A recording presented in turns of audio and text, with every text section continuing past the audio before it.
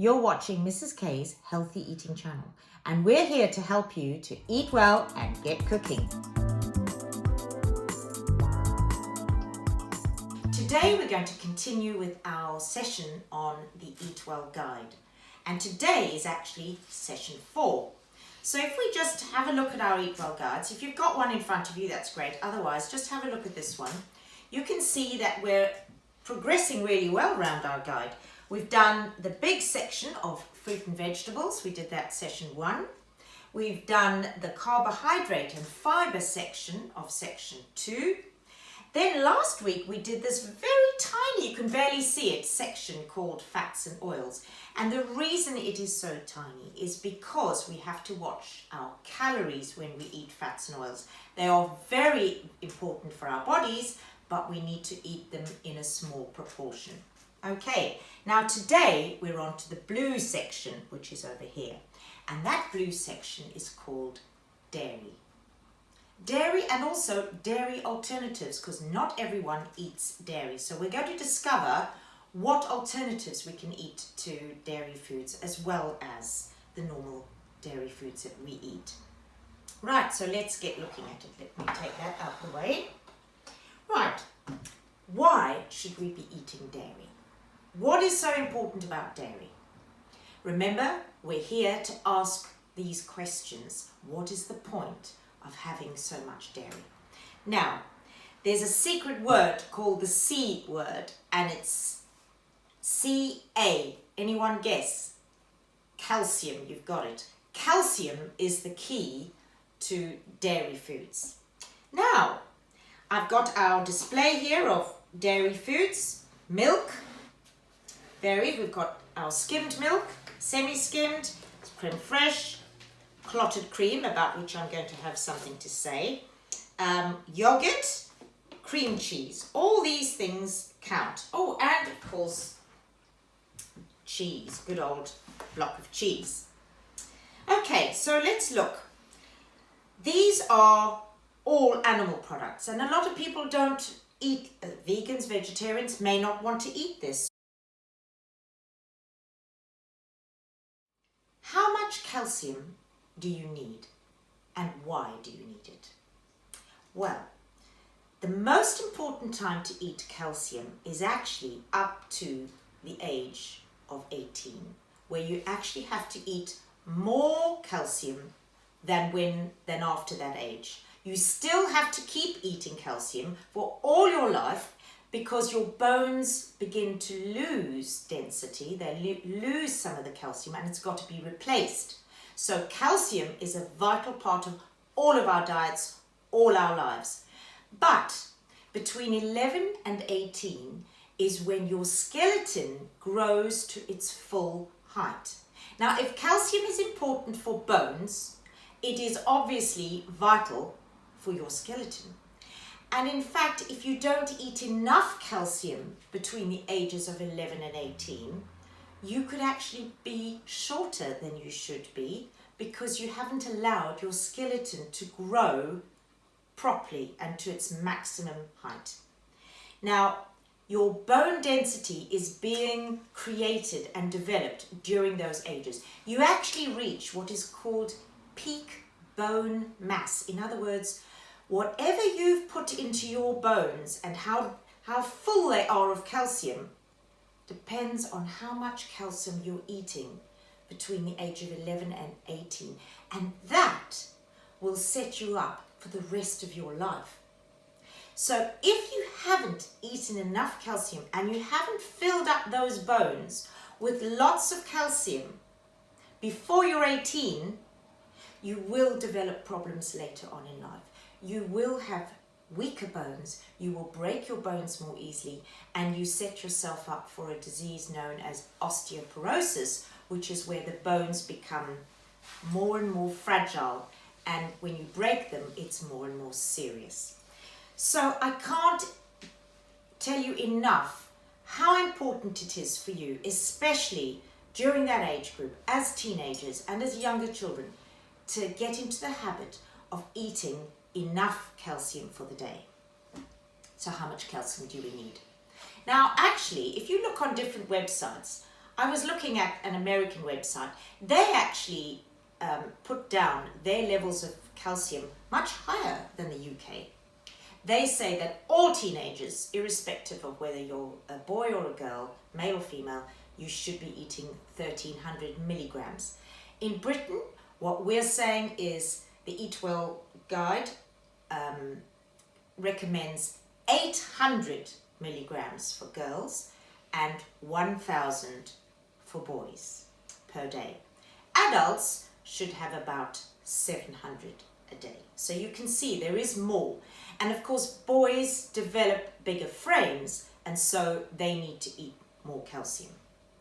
Okay, so if we look at 800 to 1000 milligrams of calcium a day, so what gives us this 800, this figure that we don't really understand? Okay, so if I take a block of cheese, that block of cheese there weighs 40 grams. That will have about 200 milligrams of calcium. So that's 200. So that's not a lot of cheese actually. And this actually is a low-fat variety. Always watch out with dairy, because dairy can be very high in fat. So we need to choose lower fat varieties. Okay, so there's our cheese. Cottage cheese. Now this is also Philadelphia for making cheesecakes, for example. Good amounts of calcium, 200 milligrams, and this is a larger pot than normal. There's 300. So in here you're going to have about 300 milligrams of calcium. It's about 100 to 100. Okay. Yogurt, 125. So one of your small pots of yogurt that you would normally buy in the supermarkets. This is a large pot. There's 500 grams in here. But 125 milligrams of yogurt, so probably about that much, contains 200 milligrams of calcium. So we've got a piece of cheese, 200. If we have a yogurt, that's another 200. A glass of milk. Now, strangely enough, the low-fat varieties of milk, so you've got your blue top, which is your full cream milk, which is important for children under 5. Then you've got your semi-skimmed milk, which is far better for you as teenagers to be having. And then there's skimmed milk, which is 0 fat. But these two and blue milk have exactly the same quantities of calcium. So by drinking the red skimmed milk, if you're needing to reduce your fat or you don't enjoy fatty milk, you're still getting the same amount of calcium. Now, 1 glass of 200 milliliters, so let's measure 200 mils. That's up to here. 200 mils is equivalent to 200 milligrams of calcium. So, in a day, we've got here 200 of cheese, so that's 2. You've got 2 of your yogurt is 200 milligrams, so that's 400 out of your 800. A glass of milk is another 200, so you've got 2, 4, 6. You've got up to 600.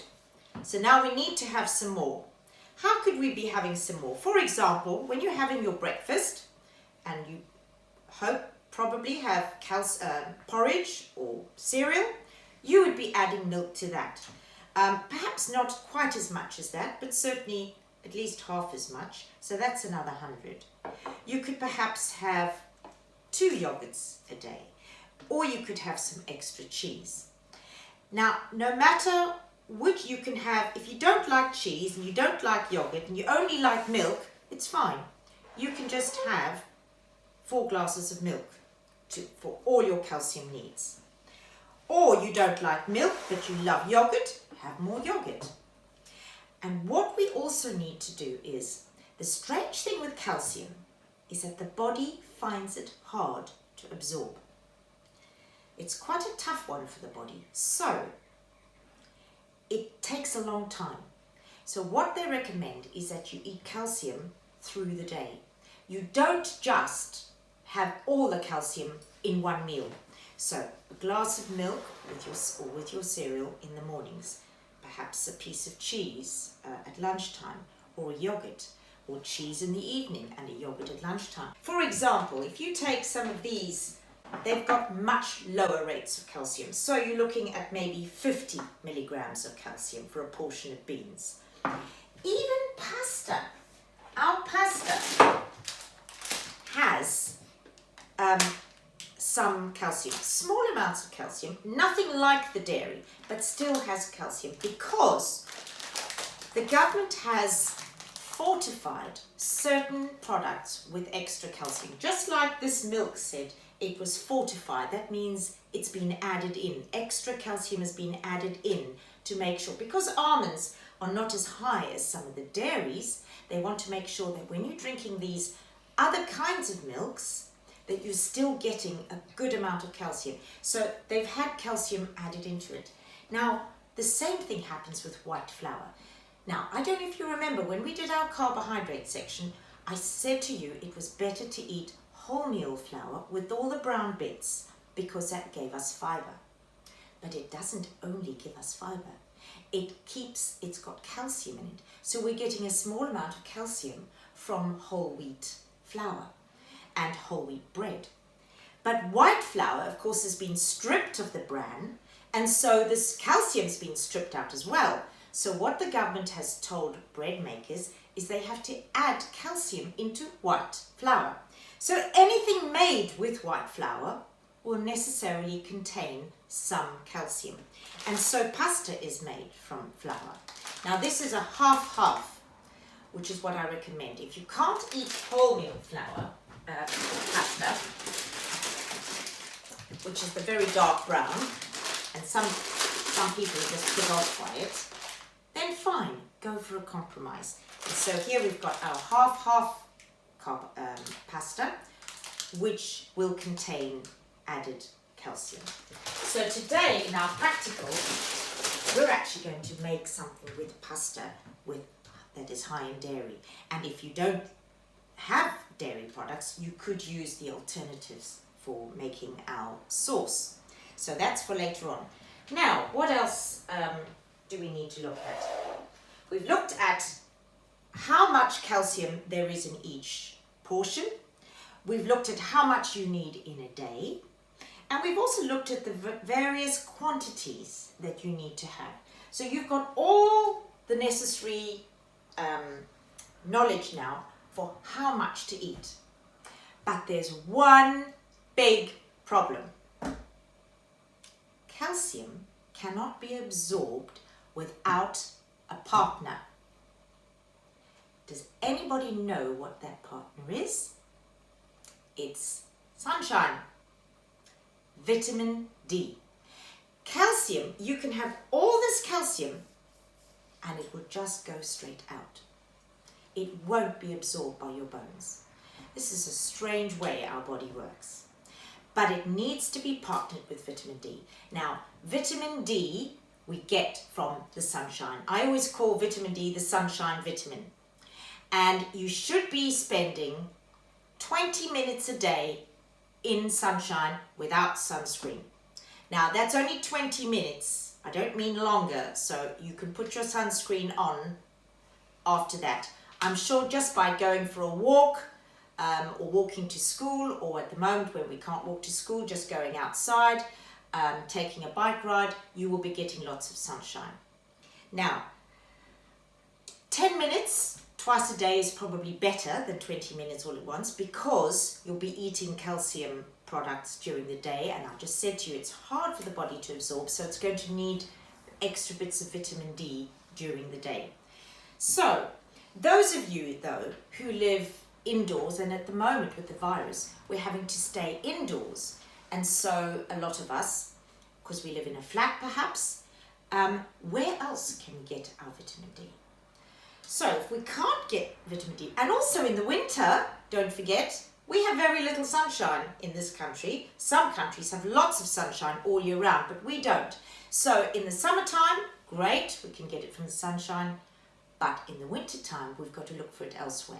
And that's the reason why the government has fortified certain of products that children eat a lot. So breakfast cereal, we said that last time. breakfast cereals have been fortified with vitamin D, and vitamin D is had with milk, so the two go together. So you've got your vitamin D in the cereal and you've got your milk from your calcium from your milk. So we can get our vitamin D from other sources. So if you have a problem with getting into the sunlight, or the problem is also a lot of British children are finding that there's a lack of vitamin D in their diets because they're spending so much more time on computer games, on tablets, indoors, and they're not getting outdoors as much. That will have an effect on how much calcium you're absorbing. So remember that. You can eat calcium 2, 3, 4 times a day, but you need to have the vitamin D input as well as they work together. So you need to make sure that your lifestyle includes getting out, getting outside. And apparently sitting behind glass in sort of a conservatory doesn't count. You have to be outside in direct sunlight and not behind a window. And they're often finding that a problem with older people who are sitting in conservatories because they're so frail and behind glass, and apparently that does stop the absorption of vitamin D. So these are all the things that we need to remember. So not only do we have to remember to eat our calcium in whatever form, and there are certain vegetables which have tiny amounts of calcium, which is what I'm going to be using in our practical today. Cauliflower has a bit of calcium. Broccoli has calcium. We said that broccoli was so high in vitamin C and fiber and vitamin B, but also in calcium. So an amazing vegetable is a broccoli. We're going to find calcium in a few vegetables, so you can supplement your calcium as on top of the dairy products. One thing I haven't mentioned, I didn't pick up the clotted cream. Now, most people are under the illusion that cream contains calcium. It doesn't. It's a dairy product. It is just very full of fat, and some people enjoy it very much. I love to have a scone with clotted cream. But don't be fooled into thinking that it's part of your calcium intake. The other thing that is not considered a healthy intake of calcium will be ice cream. Ice cream is made of cream and is high in sugar. And butter. Butter also has no calcium. But something butter does have is vitamin D. Vitamin D has been added into all butter and spreads. All your spreads for your sandwiches will have added vitamin D. Because the idea is, if you have a piece of bread which has calcium in it, either white fortified or whole wheat bread, which is naturally high in calcium, has calcium, not high, but it does have calcium. Then you're going to take your spread and put it on, and that contains vitamin D. So there you've got your vitamin D and calcium partnering on your sandwich. And so that is a good way. Same as when we made our pizza, for example. We've got the pizza dough, which is made with flour, which is fortified with calcium. Plus, we've got our cheese on our calcium, on our pizza. And so we're having high portions, and we can add vitamin D. We could add some fish to our dish, so that we're trying to think of ways that we can partner vitamin D with calcium. But don't forget, don't stress. If you follow the whole Eat Well guide and look at all the different sections, there's all an overlapping. So if you're following this Eat Well guide, you're going to find that you're eating things that partner with each other without even realizing it. Right, okay, I think that's about it for our lesson on calcium.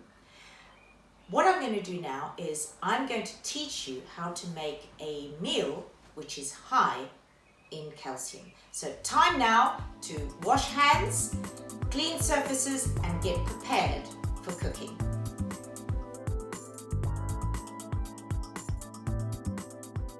Right, everyone. I've now washed hands and I've washed down my surfaces. I've got my chopping boards ready and I've got all my ingredients out. I've obviously pre-cooked a few things so that it doesn't take too long to show you how to make our dish. Now what we're making is we're going to do a meal that is really healthy for children, for teenagers, and for the whole family. We're going to try and make a meal that is high in calcium to go with our calcium topic. So, what are we going to make? We're going to make a traditional, well, slightly traditional macaroni cheese. But in making the macaroni cheese, there is a really important skill that we're going to be learning. And the skill is making a white sauce. And in fact, we're going to be adding cheese. So you could say we're making a cheese sauce. But the basic white sauce is the same. And you can use that for all sorts of things.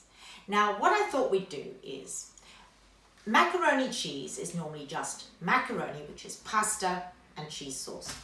But I wanted to do a twist on that. I wanted to try and incorporate my vegetables into that dish and make it a whole meal. So, what we're going to do is we're going to have our macaroni. Now, I couldn't get macaroni. I didn't have any in my store cupboard, but I did have pasta. So I'm going to use pasta. I also used something which I would like to encourage you all to do, which is to use a added fibre pasta. So I got some, it's triple the fibre on these, rather than just using the plain white fibre. You can use pasta, shall I say. You can use any kind of pasta for macaroni cheese if you haven't got it. Macaroni does actually take, the actual pasta takes a lot longer to cook than normal pasta. To make your pasta, you put your pasta on to boil on the cooker with boiling water. Don't forget to always add boiling water to your pasta. You can boil the kettle first and add boiling water to the pot, or you can boil your water first, then add your pasta. Never put pasta into cold water. It makes it soggy. So always put pasta into boiling water. So I've made my pasta just to save time. Here we are. I've got my pasta ready. As soon as my pasta was cooked, I took the saucepan to my sink and I poured the pasta straight into my colander. And then I put it into a dish to catch the water that was dripping out.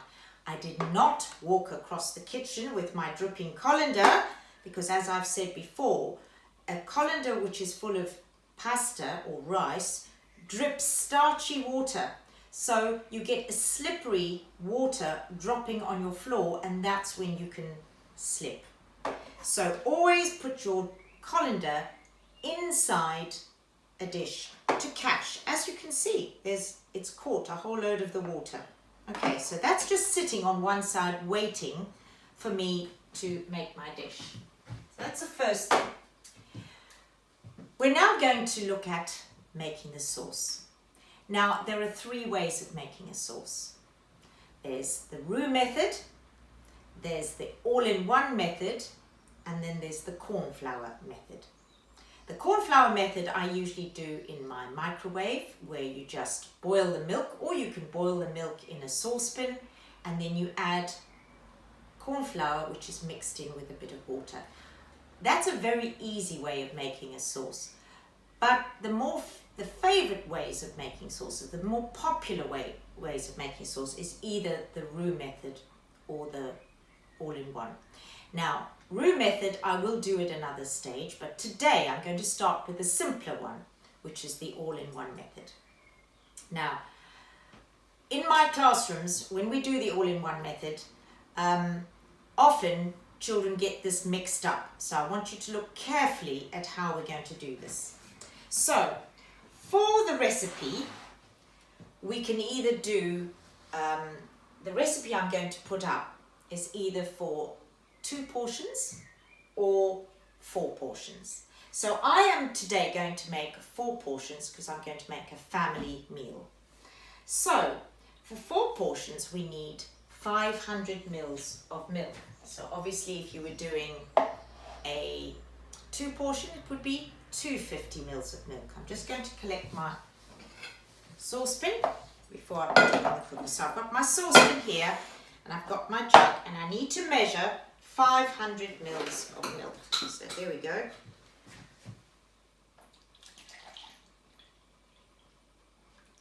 Don't forget, when you measure, never hold the jug because you will never get an accurate reading. Always put your jug on the surface and then bend down to check your level. Right, so we're nearly up to 500. There we go, 500 mils. Now the reason we have to measure the milk and the flour and the butter, I'm going to pour that in, all in cold. Okay? So we've got our milk in our saucepan now. Now we're going to add butter and flour. And the butter and the flour need to be measured because if you use too much, your sauce could be too thick and gloopy. If you use too little, your sauce could be too runny and then you won't have a nice coating sauce. We want a nice coating sauce for our pasta. So the recommended ratio is 40. You could use up to 50, but I'm going to use 40 grams of either margarine or butter. What have I done with my butter? I thought, here it is, butter and my flour. So I'm going to measure 40 grams of butter. Get my scale. I'm going to measure 40 grams of butter. Let's see how accurate I am. What's that? 36 grams. Right, so I'm just going to add a little bit more. 40 grams. Perfect. Okay. Right, so that's my butter. And all I'm going to do now is pop the butter into my saucepan. As easy as that. Then we're going to put 40 grams of flour. So again, we're going to measure our flour.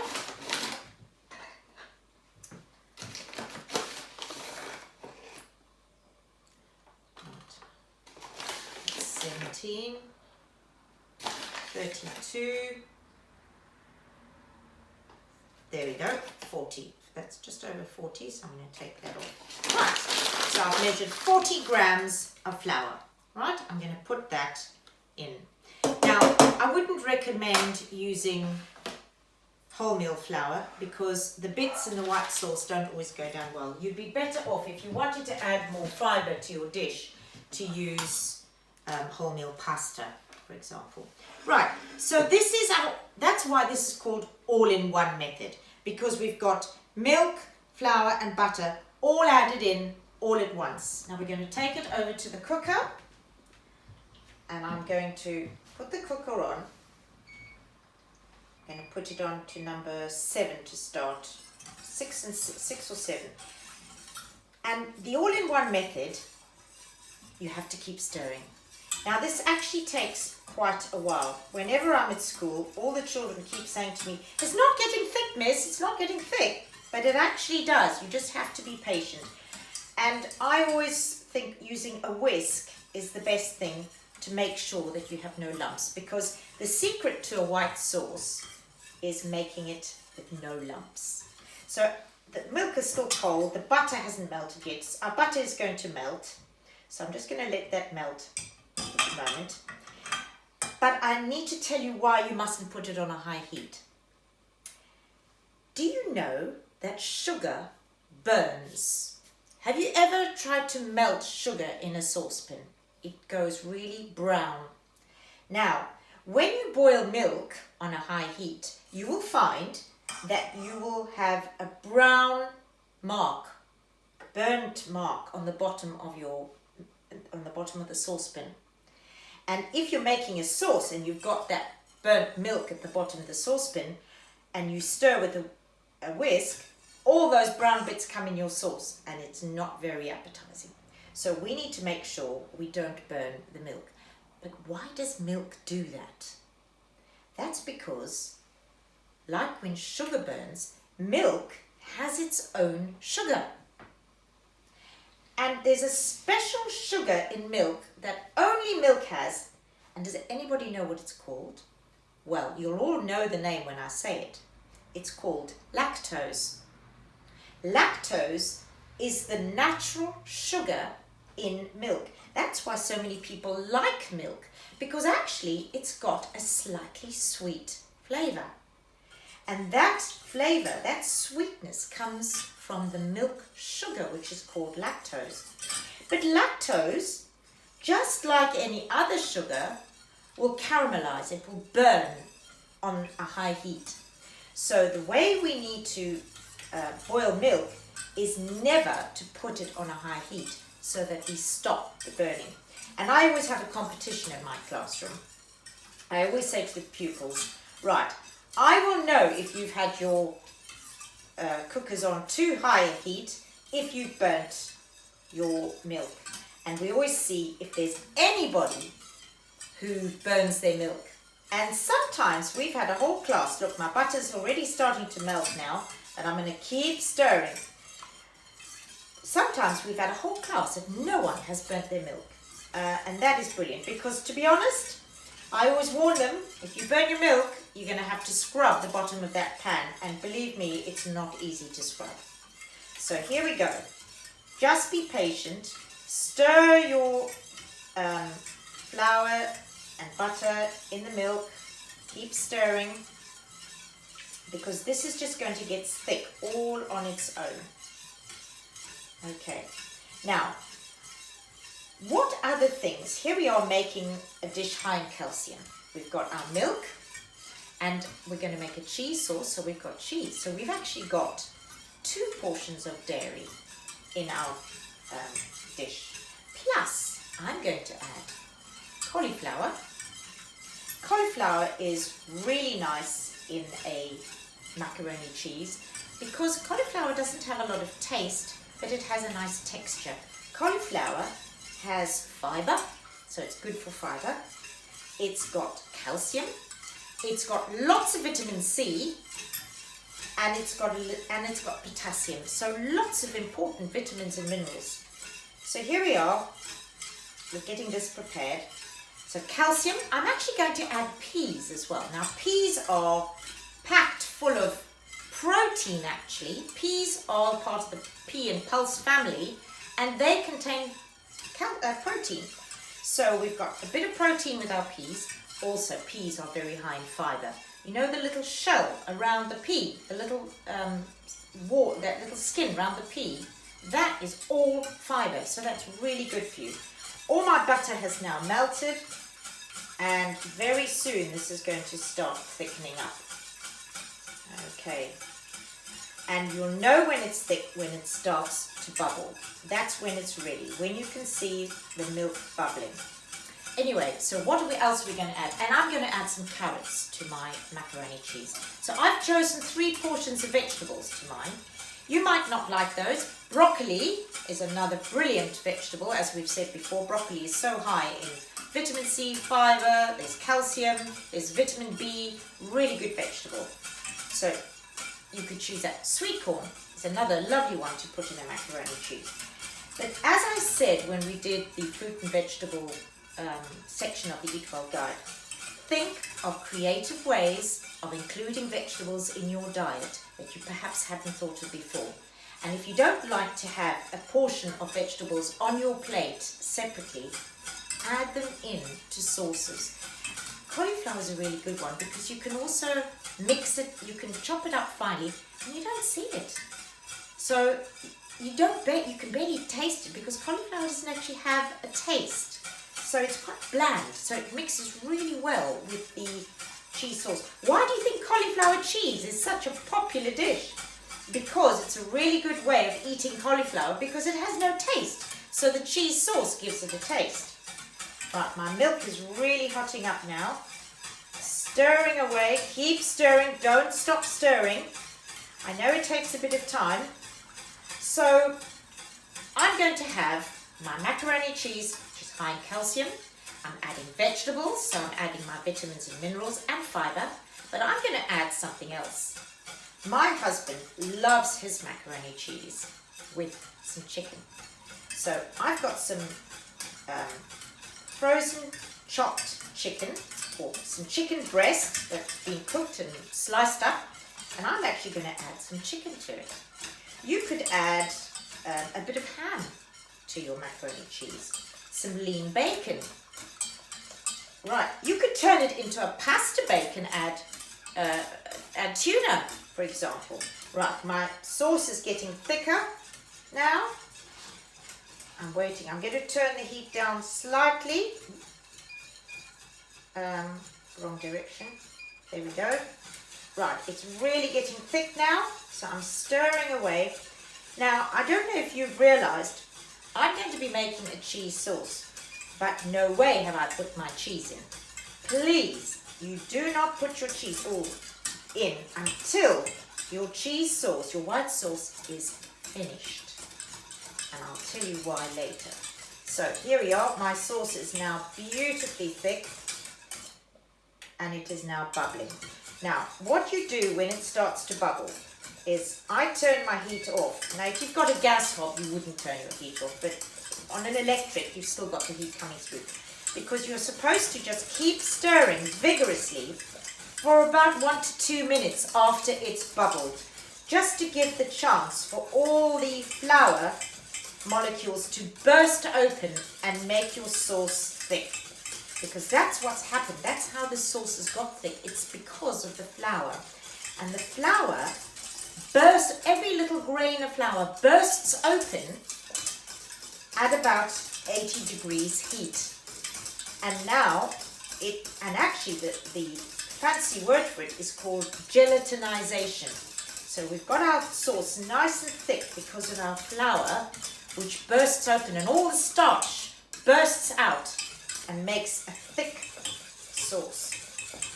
Okay, so I think that's going to be about it. So here we are. Here's my sauce. A lovely thick coating consistency. If I'd wanted a thicker sauce, I would have put more flour and butter in. Now, once your sauce is finished and off the heat, let's take this out of the way, then we can add flavors. So, I'm going to add some cheese. Now, I've weighed out my cheese. I'm going to add some cheese. Now, I don't want to have too much cheese because I want to put a little bit of cheese on the top of my macaroni cheese. So I'm going to use half the cheese just to give it a nice cheesy flavour. Don't forget, I use a lower fat variety of cheese so that I cut down on the fat, the saturated fat. Now, if you put your cheese in straight after you take it off the hob, you sprinkle it in, the cheese, and you stir it, the cheese completely melts in the hot sauce. So if you look here, you can see there are no bits of cheese even in my sauce. All the cheese is rubbed in. What I like to do is add a little bit of Parmesan cheese as well, because Parmesan is, a little bit of Parmesan goes a long way. And so I like to add a tablespoon of Parmesan into my cheese, my sauce, to give it a nice strong flavour. So that's a good thing about Parmesan. Now, if you've got Parmesan or cheese that is starting to go past its date, you know, cheese develops, you can tell when cheese is going off. Make sure that you don't waste it. You can put your Parmesan cheese straight into the freezer, and it can be used frozen because it is powdered. Also, what I do is if I've got cheese that needs to be eaten up and I don't want to use it just then, I grate the cheese and put it in the freezer. And you can actually use grated cheese straight from the freezer at any time, so that I don't waste any cheese, and it's always available for me to use. Okay, so there's my sauce. Now I'm going to add something to my sauce which we particularly love, and that is a good teaspoon of mustard. Mustard gives such a lovely flavour to a macaroni cheese. So, there we go. added that in. The other good thing about adding cheese, of course, is that it makes your sauce even thicker. So there's my sauce. Now that sauce is ready.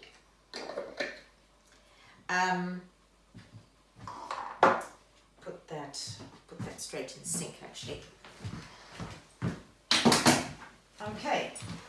So now I've got my sauce. I've got my pasta. And I've got the things I'm going to add in to my sauce. Now, what have I got here? I steamed some peas. I put them on the top because they didn't need as much cooking. And I steamed my carrots. So I didn't steam them. I tried not to overcook them because they're still going to cook a little bit in our dish.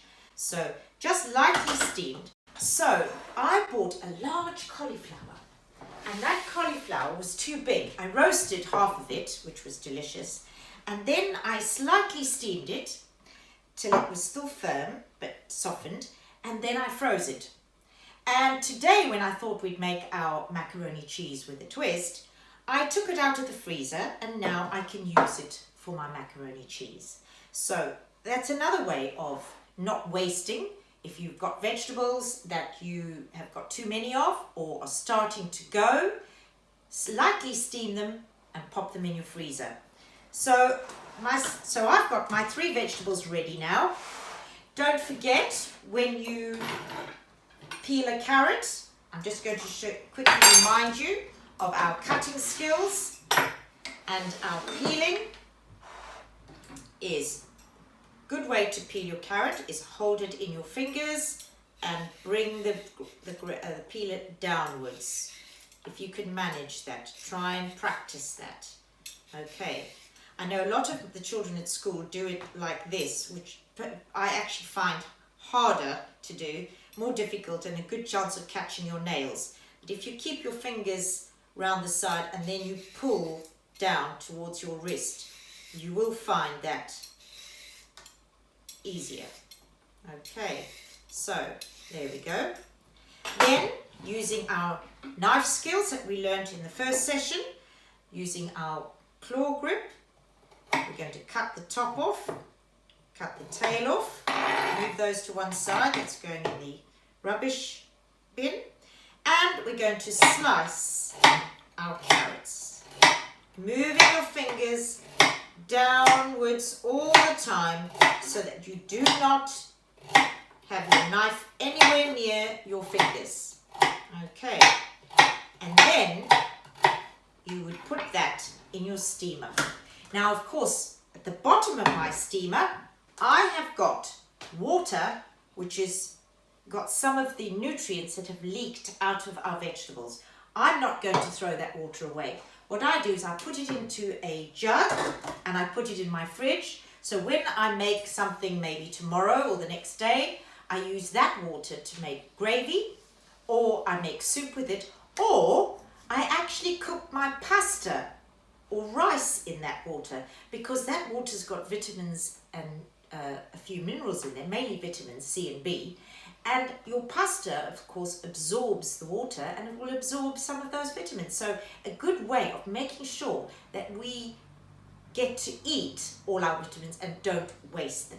Okay, right, I think now I'm ready to put my sauce together, to put my dish together. So I've got a nice oven-proof dish, and here I've got my chicken as well. This is ready cooked, it's sliced up chicken breast. Okay, so I'm going to put my pasta in first. Put my pasta in. Don't forget, we're going to bake this, so it's fine if it's cold.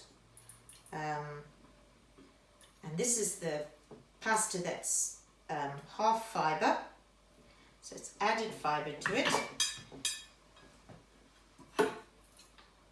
Looks like I'm going to have quite a lot in my dish here. Right, my cauliflower. Well, let's put my peas in. And peas give lovely colour as well. I'm going to put my carrots in.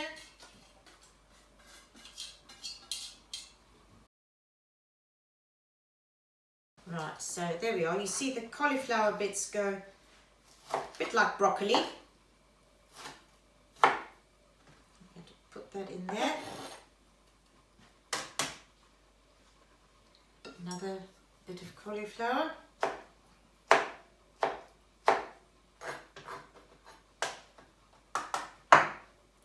That's going to go into the bin. There we go. I'm going to spread. Now I'm going to mix it all in. All gets mixed in. Now something we haven't spoken about is seasoning, salt and pepper.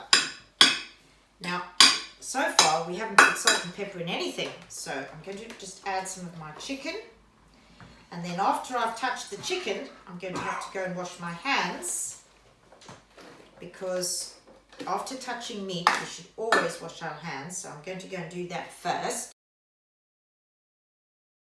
Here we are, I've got my seasoning. I'm going to mix in my chicken. I could have done with a bigger dish. This is going to be a lovely, nutritious family meal. I'm going to add some seasoning. I like whole grain pepper. And then our salt. And this is sea salt. Sea salt is much better salt for you. It's not as salty and better for you. So I'm going to mix that in. And now I'm going to pour over now one thing that you could do, if you don't want a skin forming over your sauce and you're not ready to use it straight away, is take a piece of cling film and place the cling film directly on top of your sauce, and that will ensure that you don't get a skin forming. So look at that lovely pouring sauce with some cheese, mustard. You can always put a bit of seasoning in your sauce as well. And I'm going to prove to you that I did not burn my sauce. If you look in my saucepan, absolutely no burning. So make sure you follow that advice. Okay, now don't leave the sauce sitting on top. I've seen so many of my children do that. What you need to do is mix the sauce. It's a coating sauce. So what you need to do is coat all your pasta. So this is one massive twist on a macaroni cheese, isn't it? You've got your pasta, your sauce, carrots, peas, cauliflower, which you can't even see. It's invisible, except to the cook who knows it's in there. Some bits of chicken and a lovely little flavour of mustard, which brings out the flavour of your cheese sauce. Right, okay. Now, I love to have cheese bubbling on the top of mine. Now, if you were making this in the morning, you could cover this with cling film and pop it in your fridge. You could even cook it tomorrow. So your meal's all prepared, and now we're ready to bake it. So I'm going to put some grated cheese on the top. But if I wanted to cut down on the cheese and have more in the sauce, the other thing I can do is make some breadcrumbs. So I have a Magimix, which is very, very easy. And I've got a piece of bread, and it's a piece of seeded bread because that's all we have. And I'm going to make some breadcrumbs. There we go. All done already. And I'm going to add some breadcrumbs because they give it a lovely crunchy topping when you bake it. So I'm going to add some breadcrumbs to the top, and I'm going to mix it in with my cheese for crunch as well as a lovely bubbling cheese on the top. Okay. So here we are.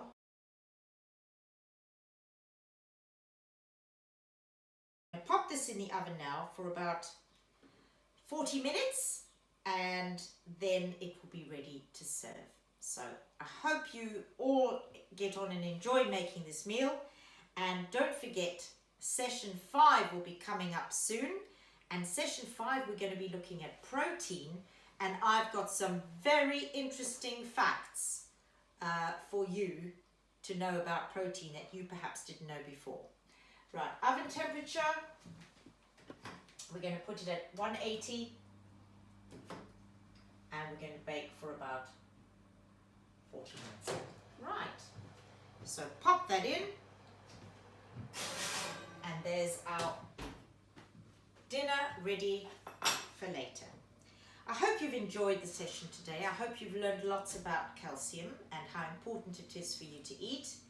And I hope that you will enjoy making the macaroni cheese. Of course, there are other dishes that are high in calcium, and I am going to make them and put them up as well on the channel. For instance, you've got bread and butter pudding. That's a lovely dish high in calcium. And we've got our vitamin D with our spread on the bread. So we've got pancakes. It's high in calcium because you're using milk in that. And you've got your egg yolks with your vitamin D. You've got even making a batch of scones has got milk in it. So anything that you're using milk, if you're a vegan, you don't use dairy, you can use your dairy alternative milks to make all these dishes, and tofu instead of cheddar cheese. So there are lots of ideas for using dairy, and instead of with a white sauce, what you can do, if you think, oh, I haven't quite made enough sauce, add some natural yogurt or add some cream cheese into it. You can bulk it up by using yogurt or cream cheese. So there, I hope I've given you some good hints for enjoying and adding calcium into your diets. See you next time.